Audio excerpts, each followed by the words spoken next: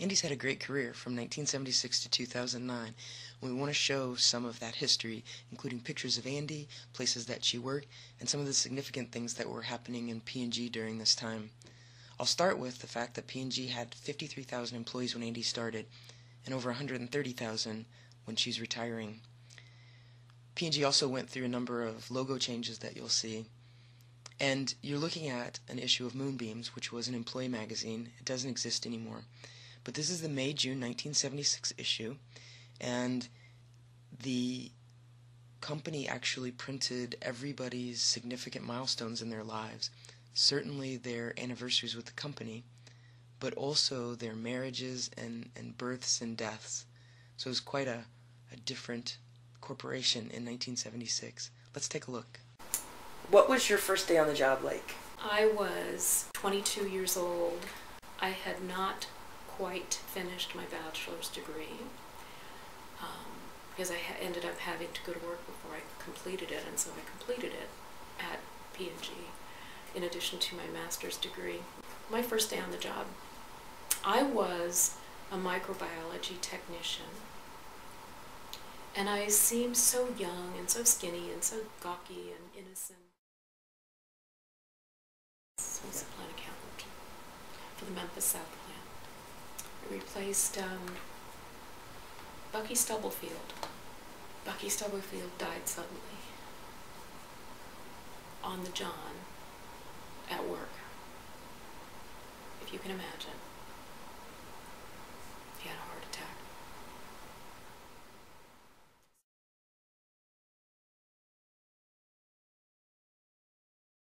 On March 7, 2000, P&G sparked the fourth largest New York Stock Exchange points loss when we revised our earnings outlook downward. P&G stock lost 31% of its value in one day. Why is P&G a strong company?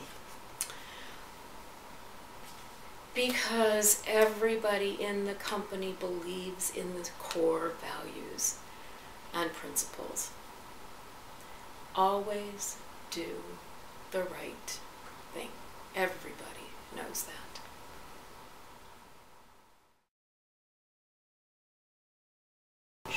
Over the P&G is not the same company at all that I joined.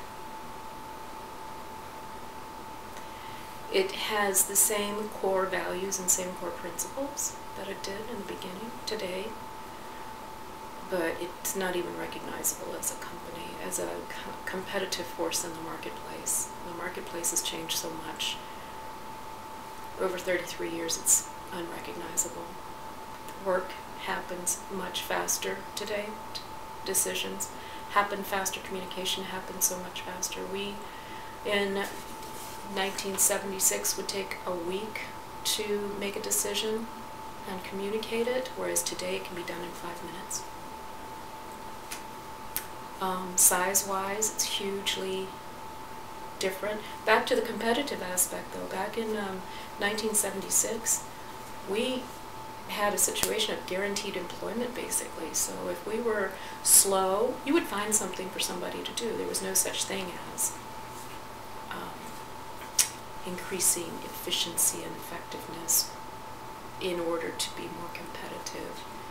It was very paternalistic, and it's just like it was like a family instead of a enterprise.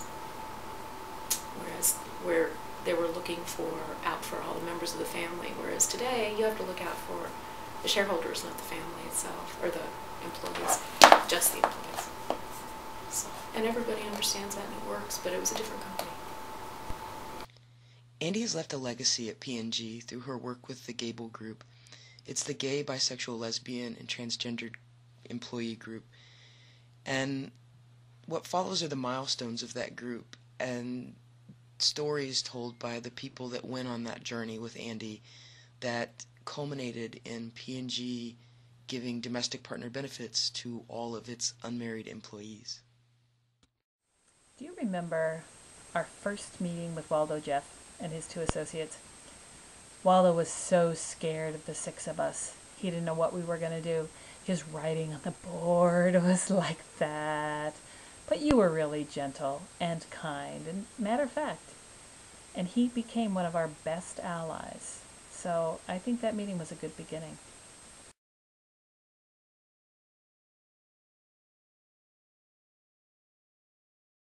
And then there was the package that we put together for John Pepper, the talking points. You led that project, and you led it ably, so that even though he didn't give us what we were looking for, he gave us something more important, I think, respect. We really earned his respect, and that was largely due to your leadership.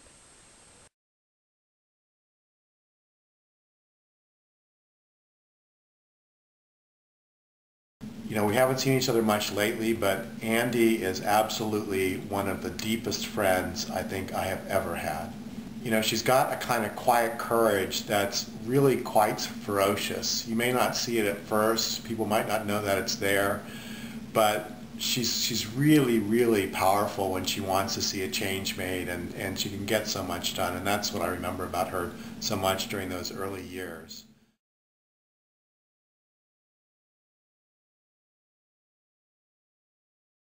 Thank you for all the work that you did, and that the inspiration that you have been to help gay and lesbian people be more comfortable being themselves and being respected at P&G.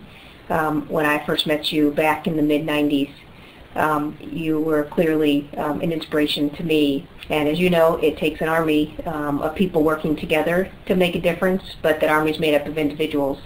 And your leadership and your willingness to step up and be a role model was terrific.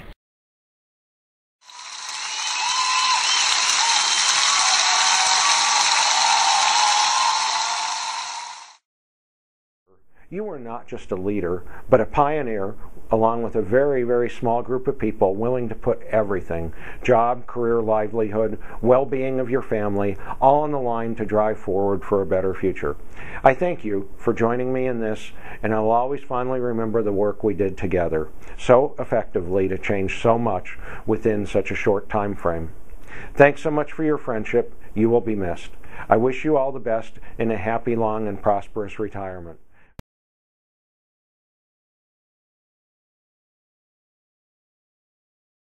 The parties you threw, oh, we had so much fun. The Leo parties, the murder mystery parties. Girl, you're the best, and I wish only the best for you. Hey Andy, how you doing?